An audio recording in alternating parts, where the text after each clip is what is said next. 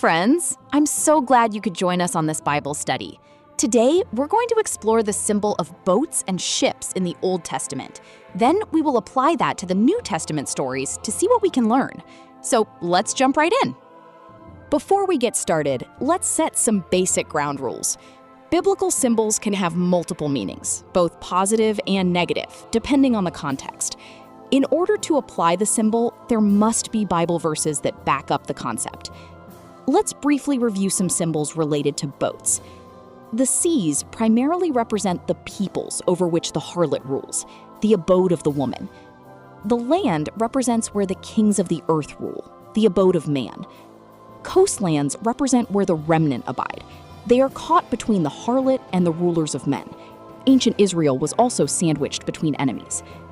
The bow and stern have meanings too. In the Old Testament, the Hebrew words for boat and ship are ani and aniyah. In 1 Kings 10, we see that the boats carry a range of precious cargo.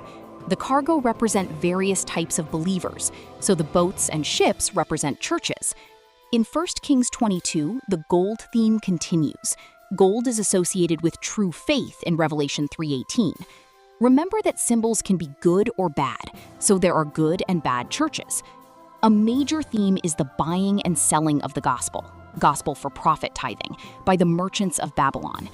Once we understand the merchants and their ships, we can understand the buying and selling of Revelation 13:17. Only a certain version of the gospel, Trinity, polytheism, will be permitted at the end. Note the irony of the story of Jonah. He rebels against God, so he gets cast into the sea. Now that we have established that boats can mean churches, let's apply that symbol to some stories in the New Testament. Here we will examine the Greek word for boats, ploion. Matthew 4:21-22. James and John leave their old covenant church to follow Jesus wherever he leads. Matthew 8:24. We have no need to fear because Jesus is always watching his church. Matthew 13:2. Jesus is teaching from the boat, invitation to join his true church, Jerusalem from above. The people are listening from land. They are looking for an earthly Messiah, King. Mark 6:45. The disciples are doing the work to prepare the way, much like the church prepares for the second coming. John 6:21. The boat with Jesus arrives safely after teleporting to land. All life's struggles and pain are nothing compared to eternity with Jesus. John 21:23. Evangelism that doesn't have Jesus at its core is dead and fruitless. No fish, converts. The morning arrives and Jesus is there to illuminate the sea with his glory. Prophecy suggests the destruction of false boats/denominations in favor of the one true boat.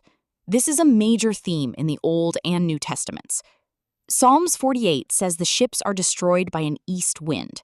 East is the cardinal direction of Jesus, presented in later study. Isaiah 33 says the great churches with big bankrolls will be destroyed. The lame and poor enter, while the great men and their riches are left outside. Deuteronomy 28:68 is a prophecy about Israel returning to Egypt, a symbol for atheism, paganism, wealth, and materialism. Matthew 14 talks about the remnant being able to walk on the water, Babylon. Walking over means to have authority or judging.